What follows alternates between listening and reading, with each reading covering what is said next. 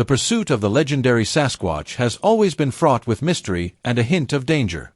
For the team behind the hit television series Expedition Bigfoot, this is the core of their mission: to venture into the most remote, uncharted wildernesses of North America in search of definitive proof.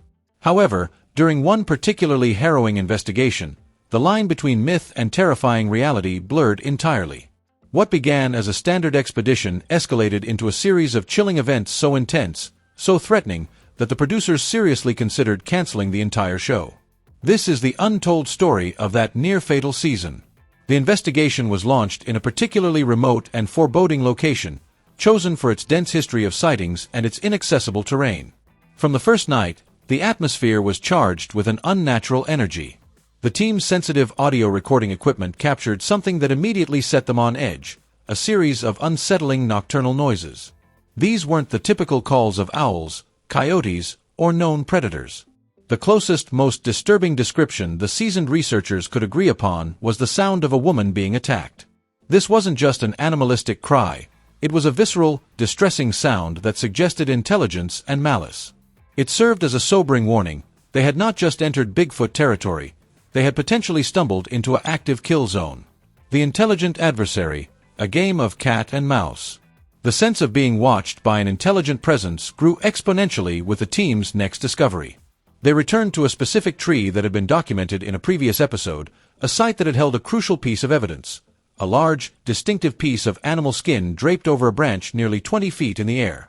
The original placement itself was a mystery, as it would have been impossible to achieve without breaking branches, yet it had been arranged with eerie precision. Now it was gone. The site was completely bare, as if the evidence had never existed. The unexplained disappearance of this key piece of proof was a psychological blow. It strongly suggested that the entity they were tracking was not only aware of their presence but was actively engaging with them, deliberately removing evidence in a clear display of superior knowledge of the terrain and the team's movements. The entity was always one step ahead, transforming the expedition from a search into a struggle against an unseen, intelligent adversary. This fear was physically compounded by the team's next finds. Scattered throughout the surrounding forest were fresh bones and animal remains. This was not old, scattered detritus but evidence of recent kills.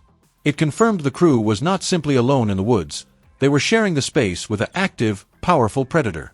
Researcher Mireya Mayer, a scientist known for her composure, expressed a palpable mix of excitement and dread. The peculiar occurrences pushed her to seriously investigate a theory of Bigfoot migration: the idea that these creatures move through specific corridors to find resources and breeding grounds. A brief breakthrough: the nests. A significant, albeit temporary, breakthrough seemed to occur when the team, following this migration theory, discovered a collection of strange nests. These structures, woven from large branches and foliage, varied significantly in size. To the researchers, this suggested the presence of both adults and juveniles, lending powerful credence to the idea that the area was not just a migratory path but a crucial breeding and nurturing ground. For a moment, the scientific potential of the discovery overshadowed the looming fear. They were closer than ever to understanding the creature's behavioral ecology. The cabin, refuge turned trap. As the weather turned and a sense of being watched became unbearable, the team sought shelter in a deeply unsettling find: an abandoned cabin, perfectly intact yet frozen in time, deep in the heart of the woods. Seeing it as their only refuge from the elements and the oppressive feeling of being stalked, they made the fateful decision to spend the night inside. Their refuge instantly became a trap. In the dead of night, a deafening, explosive bang tore through the silence, jolting the entire team from their uneasy sleep. A large piece of wood, part of the cabin's own structure, had been violently forced out of a window from the outside. The message was unambiguous and terrifying. The unseen presence was not merely observing them from a distance. It was right outside, it was powerful, and it was making its hostile intentions known.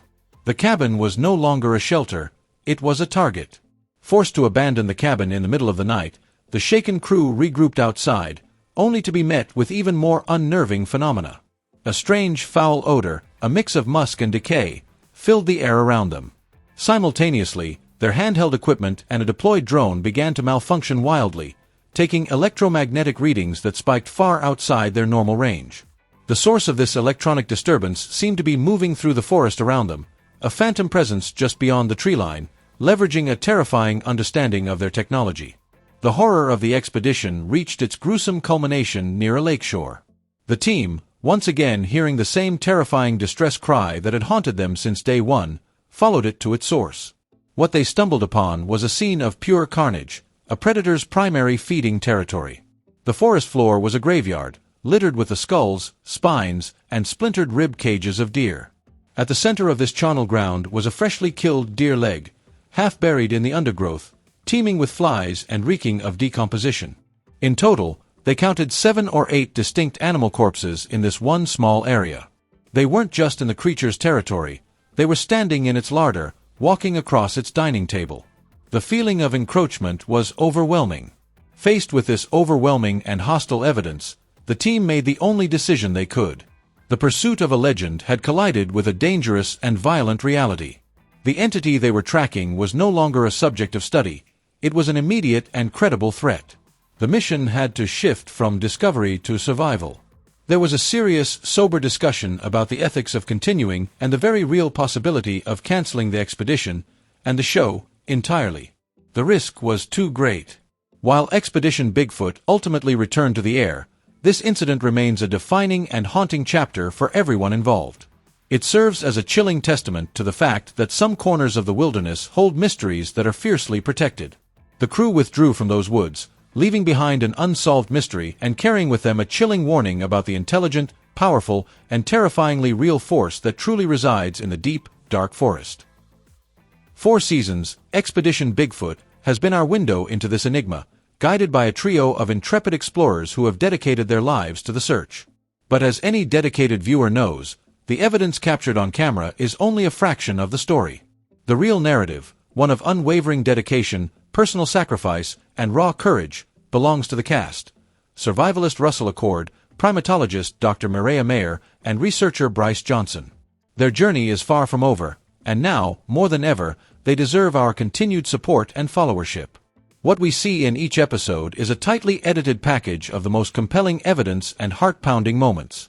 What we don't see are the endless hours of meticulous planning, the weeks spent away from family, the physical toll of navigating treacherous terrain, and the psychological weight of operating in an environment that often feels actively hostile. Russell Acord, a former U.S. Marine, leverages his elite military training not for combat, but for exploration. He is the group's anchor in moments of sheer terror, the one who ensures everyone makes it out of the woods safely. His steadfastness in the face of the unknown, whether a mysterious tree knock in the dead of night or an unexplained thermal signature, is the backbone of the expedition. Dr. Mireya Mayer brings a critical scientific lens to the search that elevates it beyond mere myth-chasing. As a respected primatologist who has discovered new species of lemurs, she risks her professional reputation to apply rigorous methodology to the Sasquatch question. Every piece of evidence, from a potential nest structure to a mysterious vocalization, is scrutinized with academic rigor. Her involvement legitimizes the pursuit, transforming it from folklore into a serious scientific inquiry. Bryce Johnson, the team's researcher and interviewer, is the connective tissue to the human element of the story. He ventures into remote communities to collect eyewitness accounts, often giving a voice to those who have been dismissed or ridiculed. His work underscores that this is not just about finding a creature, it's about validating the experiences of thousands of people and understanding a piece of our own world that remains hidden. The path they walk is a difficult one, often met with skepticism from both mainstream science and entertainment critics. Yet, they persevere. The most compelling evidence, the smoking gun, may still be out there. Every season builds on the last, every clue leads to the next. To stop following now is to potentially miss the historic breakthrough that the team has been painstakingly working toward for years. The entire journey has been leading somewhere, and we owe it to them and to ourselves to see it through to the end. The search for Bigfoot is more than a television show.